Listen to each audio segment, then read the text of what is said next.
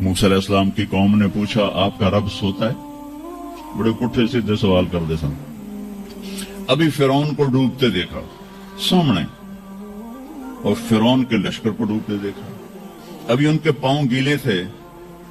چند قدم چلے تو آگے ایک بستی میں ایک بت تھا جس کی بستی والے پوجا کر رہے تھے. تو کہنے کہ موسیٰ اجعل لنا الہا کما لہم آلہہ. قرآن کی آیت ہے موسیٰ ایک ایو جا خدا سانو بھی لے دے اسی میں انہوں متھا ٹیکیے. ان کا فٹے منہ توڑا وہ ہونے تو تسی ویکھیا کہ کیوں رب نے تھوڑی مدد کیتی ہے تو ہن پتھر دا بہت مانگدے پے ہو میرے کولوں. تو عجیب و غریب سوال کرتے تھے. تو کہنے لگے رب سوتا ہے؟ موسیٰ علیہ السلام نے ان کو ڈانٹ دیا. اللہ تعالیٰ نے کہا نہیں ایسا کر رات کو نا 2 پیالے لے کے کھڑے ہو جا پانی کی. خیال کرنا یہ پیالے گرنے نہ پائیں. موسیٰ علیہ السلام بڑے طاقتور ہستی تھے. پیالے لے کے کھڑے ہو گئے. کھڑے کھڑے کھڑے کھڑے اونگ آنے لگی. ایک جھٹکا لگا سنبھال لیا. دوسرا لگا سنبھال لیا. تیسرا جھٹکا لگا تو پیالے گر گئے ٹوٹ گئے پانی بہ گیا. کہ موسیٰ سمجھانے کے لیے تھا اگر تیرا رب بھی سو جائے تو یہ زمین آسمان کے پیالے ایسے ہی ٹوٹ کے بکھر جائیں. لا تأخذہ سنۃ ولا نوم. لا تأخذہ سنۃ ولا نوم. نہ وہ سوتا ہے نہ وہ اونگتا ہے نہ وہ کھاتا ہے نہ وہ پیتا ہے نہ وہ روتا ہے نہ وہ حاجت مند ہے نہ اس کی کوئی عمر گزرتی ہے. وہ ہر قسم کے رنگ و روپ سے پاک ہے.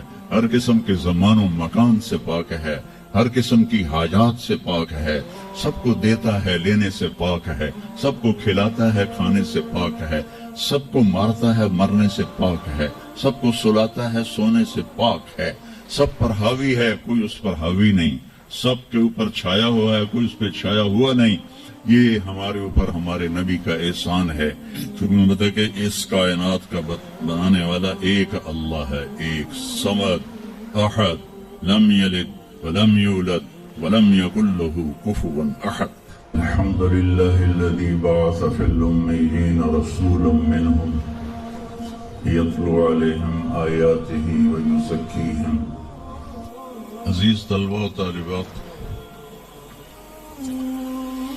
آپ بہت کچھ یہاں پڑھ رہے ہیں اور ساری نسل ہماری یونیورسٹیز میں پڑھ رہی ہے. چند ایک ایسے سوال ہیں جن کا جواب دنیا کی کسی یونیورسٹی کے پاس کوئی نہیں اور بڑے سے بڑے اسکالر بھی اپنے علم سے اس کا جواب دینے میں بالکل انگوٹھا چھاپ ہے کہ اس کائنات کو کس نے بنایا ہے. اس سوال کا جواب دنیا کے کسی علم میں نہیں ہے. ہم تو شکر مسلمان ہیں تو ہمیں ماں باپ کی گود سے ہی اللہ کا تعارف ہو گیا.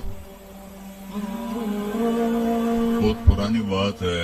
ایک چیکوسلواکین یہاں ملا تھا رائنڈ میں آیا ہوا تھا تو میں نے اس سے پوچھا کہ اس کائنات کا بنانے والا کون ہے کوئی پتہ ہے؟ کہنے لگا اسی کو ڈھونڈنے نکلا ہوں ابھی تک تو کوئی پتہ نہیں. دوسرا سوال ہے کہ اس نے یہ کائنات بنائی کیوں ہے؟ وہ ہے کون؟ پھر اس نے یہ کائنات بنائی کیوں ہے؟ اس کا جواب بھی آپ کے پاس کوئی نہیں, کسی کے پاس بھی کوئی نہیں. پھر تیسرا سوال ہے میں کیوں پیدا ہوں؟ میں نے کوئی اپلیکیشن دی تھی, ان بچیوں نے کوئی درخواست دی تھی کہ ہم نے لڑکی پیدا ہونا, یا ان بچوں نے کوئی درخواست دی تھی کہ ہم نے لڑکا پیدا ہونا. یہ عورت بن رہی ہے, یہ مرد بن رہا ہے, یہ دیہاتی ہے, یہ شہری ہے, اور 7 ارب انسان ہیں.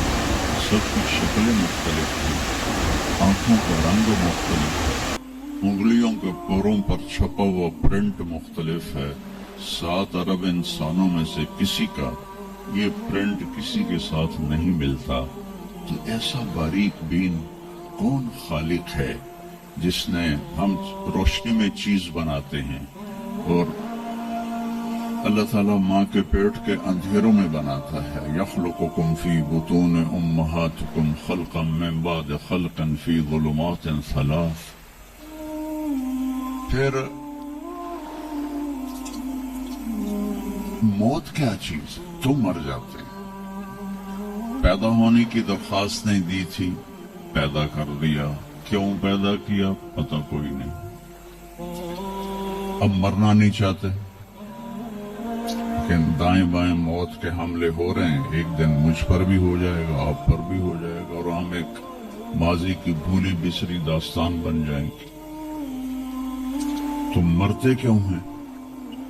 پھر کوئی جلا دیتا ہے، کوئی بہا دیتا ہے، کوئی مٹی میں ملا دیتا ہے، کوئی پرندوں کے سپرد کر دیتا ہے. پارسی وہ اوپر رکھ دیتے ہیں، گدھ آ کے کھا جاتے ہیں.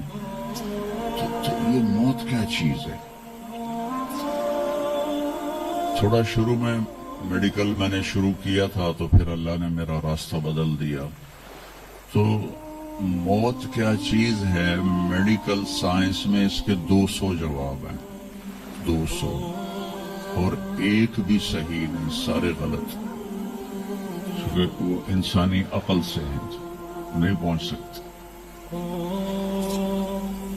پھر موت کے بعد کچھ ہے یا مر گئے اور مٹی ہو گئے؟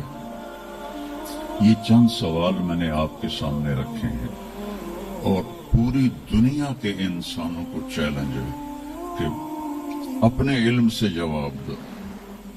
کسی کے پاس اس کا جواب ہو.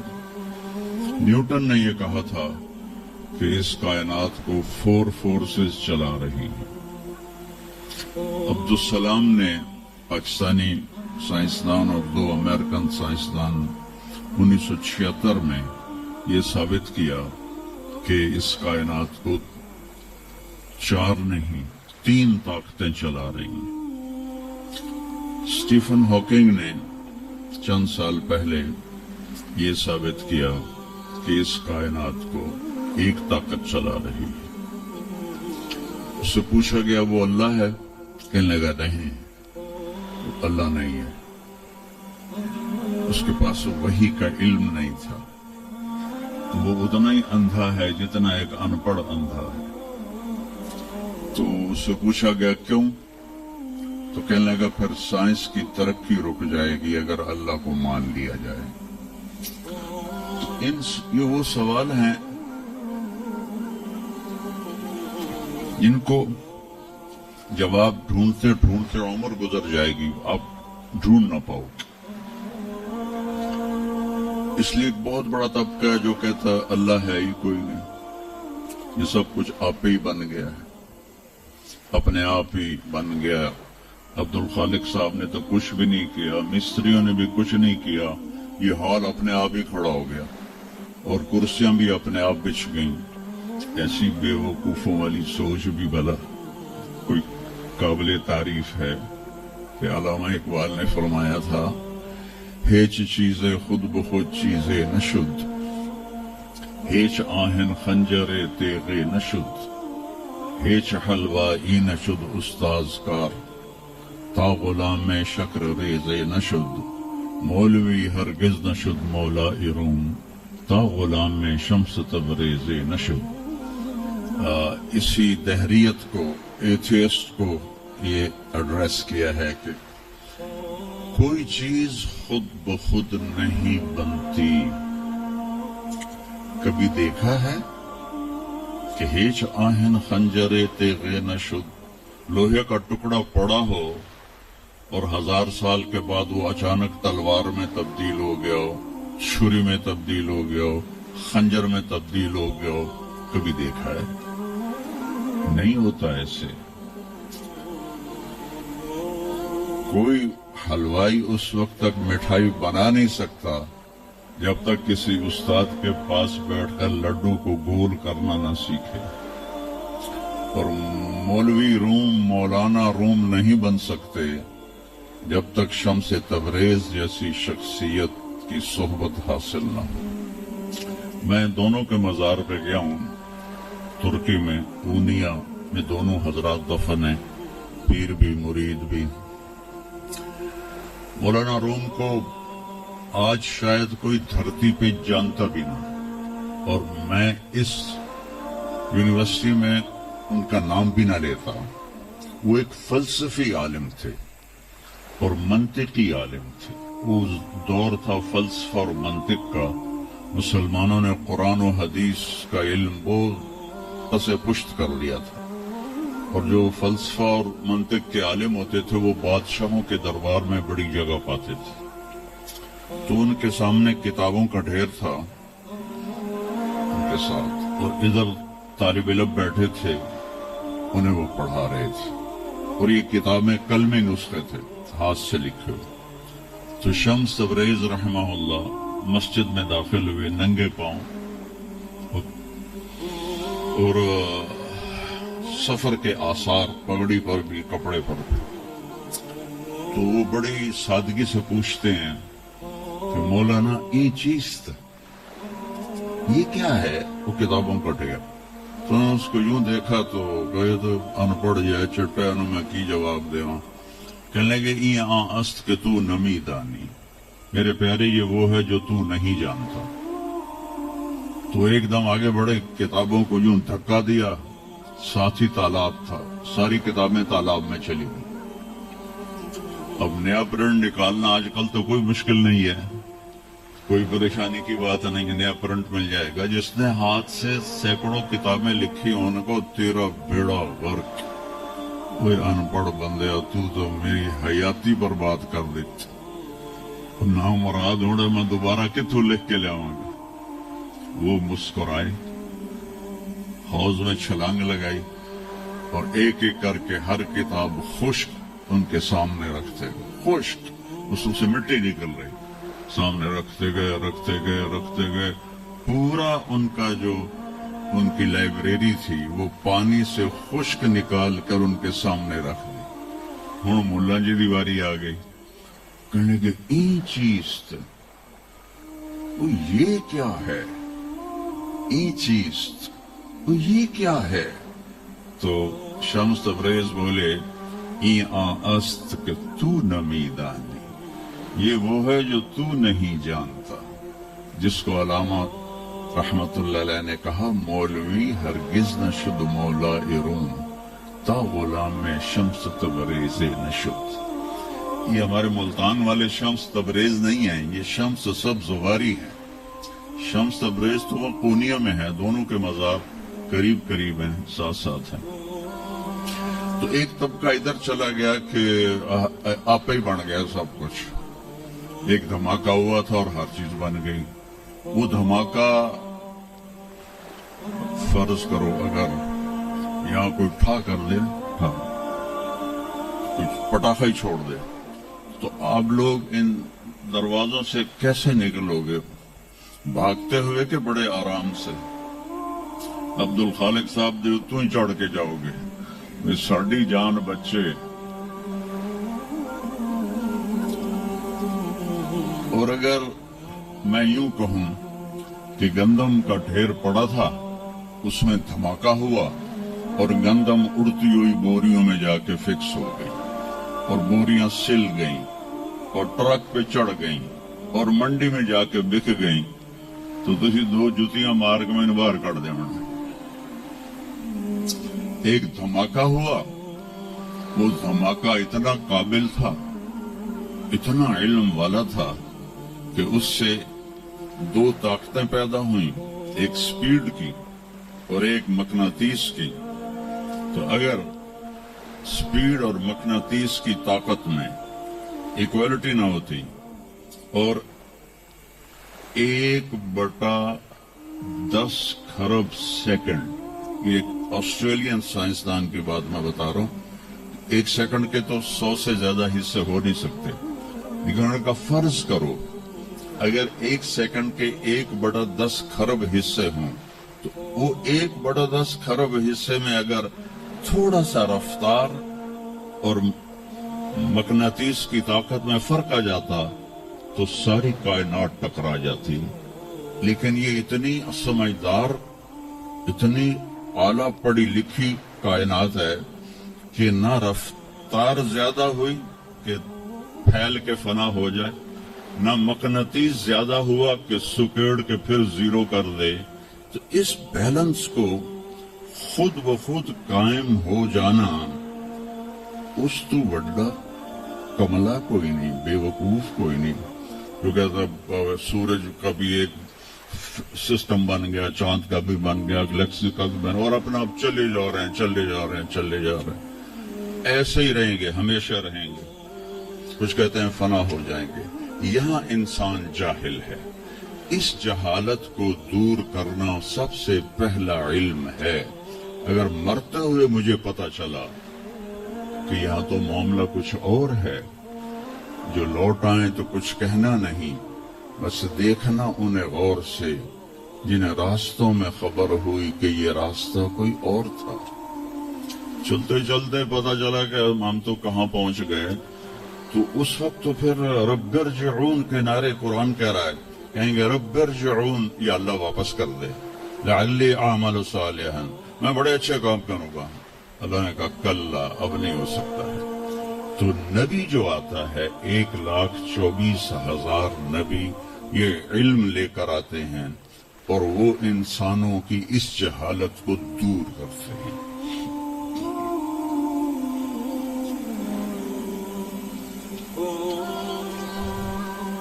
سب سے آخر میں اللہ تعالیٰ نے جناب رسول اللہ صلی اللہ تعالی علیہ وسلم کو پیدا کیا. ان کی زندگی کو قیامت تک کے لیے نمونہ بنانا تھا. قیامت تک کے لیے وہ نبی بن کے آئے ہیں. لکل قوم ہاد، ہر قوم میں نبی آتے تھے، لیکن ہمارے نبی کے بارے میں اللہ نے کہا وما ارسلناک الا کافۃ للناس بشیرا ونذیرا، ہم نے آپ کو پوری دنیا کے انسانوں کے لیے بھیجا ہے. تو اس کے لیے ضروری تھا کہ آپ کی زندگی کی ہر چیز کھلی کتاب کی طرح آج بھی ہمارے سامنے موجود ہو. اگر میں آپ کے طریقے پر چلنا چاہوں تو میرے پاس مواد موجود ہو. تو یہ واحد نبی ہیں جن کی ہر چیز اللہ تعالی نے محفوظ کی. کسی نبی کی پوری زندگی محفوظ نہیں ہے، کسی نبی کی. آدم علیہ السلام سے لے کر عیسیٰ علیہ السلام تک کسی نبی کی مکمل زندگی موجود نہیں ہے. اور ہمارے نبی کی زندگی پیدائش سے لے کر آنکھ بند ہونے تک ایک ایک پل کی زندگی آپ کی ہمارے پاس موجود ہے. میں نے ایک آیت پڑھی تھی لقد جاءکم رسول من انفسکم. میں موریتانیہ گیا، وہاں پڑھتے ہیں لقد جاءکم رسول من انفسکم. موریتانیہ ویسے تو افریقہ میں ہے لیکن عرب ملک ہے، وہاں سارے یمنی عرب رہتے ہیں سارے. اور پورے موریتانیہ میں آپ حیران ہوں گے ایک بھی بے نمازی نہیں. پورے موریتانیہ میں ایک لڑکا لڑکی مرد عورت بے نمازی نہیں. اور صومالیہ میں گیا، ایک بچہ بچی مرد عورت بے نمازی نہیں. ہمارے بچے، آپ لوگ کالج جاتے ہو تو موبائل آپ کے ہاتھوں میں ہوتے ہیں، بس میں بیٹھے ہو یا گاڑی میں بیٹھے ہو موبائل پہ آپ کی نظر ہوتی ہے. اور میں چونکہ 2 دفعہ گیا ہوں صومالیہ، 2 دفعہ، تو وہ بچے جب صبح جا رہے ہوتے ہیں اسکول تو ان کے ہاتھوں میں قرآن ہوتے ہیں اور وہ قرآن پڑھتے جا رہے ہوتے ہیں. وہ کوئی میچ ہی نہیں، ایسی خوبصورت زندگی ان کی. تو آدم سے عیسیٰ علیہ السلام تک کسی نبی کی مکمل 25 نبیوں کے نام قرآن میں ہیں. 25 آئے تو 1,24,000 ہے. 1,24,000 میں 5 نبی سب سے بڑے ہیں. نوح علیہ السلام، ابراہیم علیہ السلام، موسیٰ علیہ السلام، عیسیٰ علیہ السلام اور محمد علیہ السلام. یہ 5 نبی اولو العزم کہلاتے ہیں. یہ سب سے بڑے رسول ہیں، سب سے بڑے رسول ہیں. لیکن زندگی صرف ہمارے نبی کی. من انفسکم میں اشارہ ہے آپ کی خاندان، آپ کی خاندانی وجاہت کی طرف کہ آپ بنو ہاشم سے ہیں جو سب سے عالی خاندان ہے، اور آپ کا نسب آدم علیہ السلام تک محفوظ ہے، بے داغ نسب ہے۔ آپ نے فرمایا میں اپنے باپ، جتنے بھی میرے پیچھے باپ ہیں، کسی میرے باپ سے زنا ثابت نہیں ہے، میرے کسی باپ نے زنا نہیں کیا ہے۔ یہ نسل کی حفاظت کا نظام چلایا۔ ایک دفعہ میں نے نا ملتان کی ضلع کونسل سے اپنے تلمبہ ہمارا ہوم ٹاؤن ہے تو اس کے گرد ہماری زمینیں ہیں، تو میں نے اپنے بزرگوں کے دیکھنے کے لیے نام شجرے، تو وہاں سے میں نے 3 لاکھ روپیہ دے کے تو وہ رجسٹر نکلوایا، 1874 کا رجسٹر تھا، تو اس میں 1874 سے پہلے کا تو لکھا ہوا نہیں ہے، بعد کا لکھا ہوا ہے آخر تک۔ تو اس میں 19 نام مجھے ملے، میں ان کو یاد نہیں کر سکا، حالانکہ میرے پیو دادے پردادے، لیکن میں یاد نہیں کر سکا۔ دوہرانے کی کوشش کی، حافظہ بھی اللہ نے اچھا دیا، یاد نہیں ہوئی۔ تو اس میں وہ دلچسپی نہیں تھی۔ میں نے اپنے نبی کا نسب نامہ یاد کرنا شروع کیا، اس میں 90 نام ہیں، اور میرے دل میں تھا کہ میں روضہ رسول کے سامنے کھڑے ہو کر آپ کو سلام پیش کروں گا، آپ کے نسب کا پوری پیڑھی، ہمارے پنجابی میں پیڑھی کہتے ہیں، پوری پیڑھی پڑھ کے میں آپ کو سلام پیش کروں گا، کیونکہ ہمارا کلچر ہے، ہم لوکل لوگ ہیں، ہم مائگریٹڈ نہیں ہیں، نسلوں سے آباد ہے اور زمیندار ہیں، تو ہمارا ایک کلچر ہے کہ ہمارے مراسی ہوتے ہیں، وہ آ کے ان کو کوئی کام نہیں ہوتا، سرداریاں قائم، دیر آباد، میاں طارق جمیل دے، میاں اللہ بخش دے، میاں نیت علی دے، میاں گانے دے، میاں جہانے دے، اگو میں نے بھی نہیں پتا، وہ پڑھی جاندے، اور وہ لے کے جاتے ہیں دانے، لے کے جاتے ہیں پیسے، ان کی بچیوں کی شادیاں کرواتا ہوں، بیمار ہو جائیں علاج کرواتا ہوں، اور کام وہ دھیلے کا نہیں کرتے۔ ایک مراسی اپنے بیٹے کو لے کر آ گیا، میں ڈیرے میں تھا، کہنے لگا میاں صاحب ہمارا ٹائٹل وہاں میاں صاحب میرے پوتر نے نوکری لوا دی۔ میں آخیا کدی مراسیاں نوکری کیتی ہے پہلے؟ کہنے لگا بھوکے مر گئے ہیں، دیرے اجڑ گئے، زمیندار شہراں نو بڑھ گئے، تو سوا کوئی خانو سانو خیرات ہی نہیں لبدی، تو چلو کوئی نوکری کر لیں۔ میں نے اس سامنے بیٹھے فون ملایا، فاطمہ شوگر مل کے جو جی ایم تھے میرے دوست تھے، میں نے کہا ایک بچہ بھیج رہا ہوں رکھ لو، میں نے کہا بھیج دیں لیبر میں رکھنا، تو میں نے اسی طرح کہہ دیا چاچا انہیں لے جا، لیبر اس رکھ لے چلے، بھلا ہوئے سرداریاں قائم۔ چوتھے دن دونوں پھر میرے ڈیرے پر، میں کہا تینوں تو مظفر گڑھ بھیجے تو واپس کیوں آ گیا؟ تو اس کا باپ کہتا ہے میاں صاحب میں سمجھا لیبر کوئی بڑا افسر ہوندا ہے، تو میرا پتر افسر ہو سی، انہیں تو بوریاں چوا چوا چوا دی کنڈ بن چھڑی۔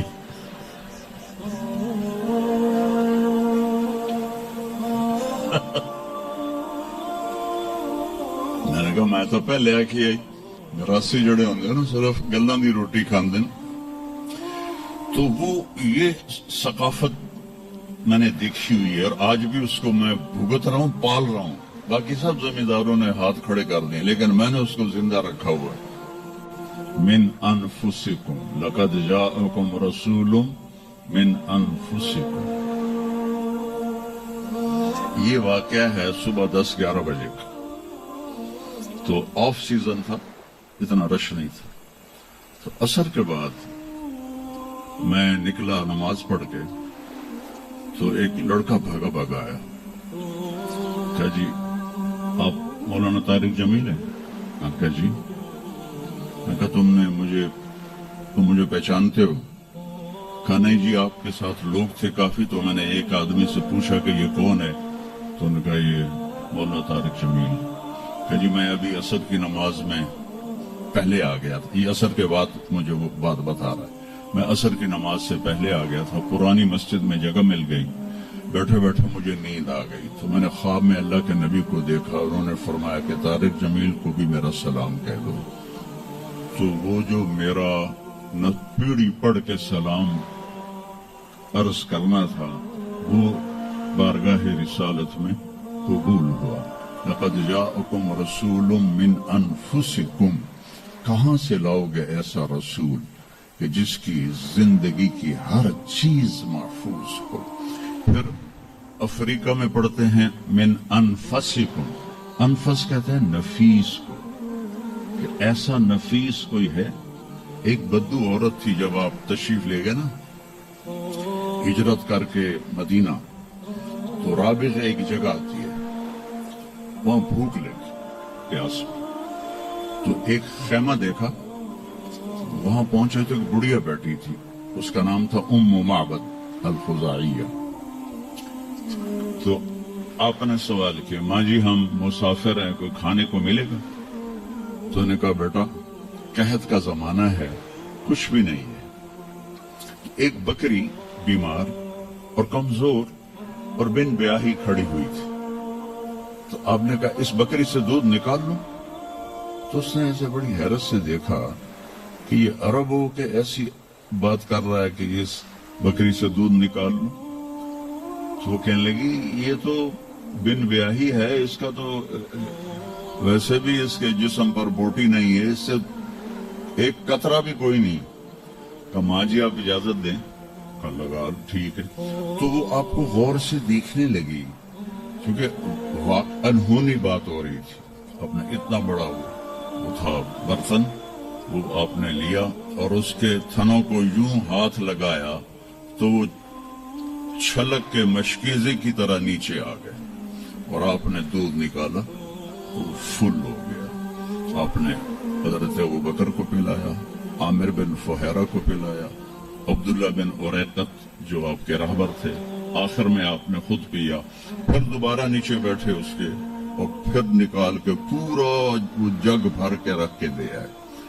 بکری کی عمر ہوتی ہے 7 سال. 7 سال تک یا ذبح ہو جائے یا وہ از خود مر جائے گی.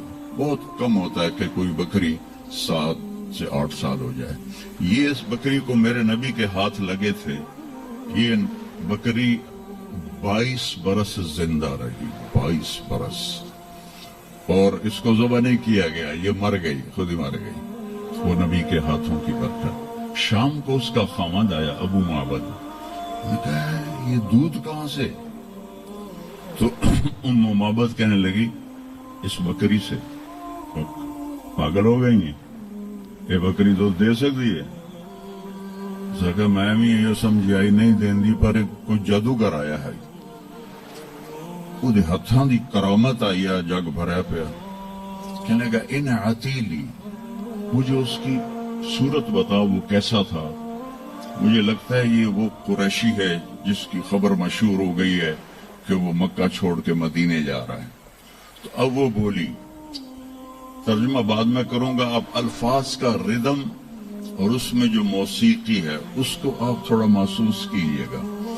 رأیت رجلا ظاہر الوضاء ابلج الوجه حسن الخلق لم تعبه ثجلا لم تزری به سعلا وسیم قصیم في عينيه دعج في أشفاره وطف في صوته سحل في لحيته كثافة في عنقه سطع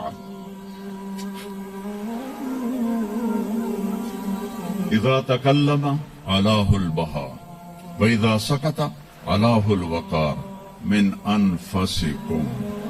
میں نے ایک شخص دیکھا, مجھے یوں لگا جیسے 14ویں کا چاند ہی کپڑے پہن کے زمین پہ آ گیا ہے, ایسا دیکھا.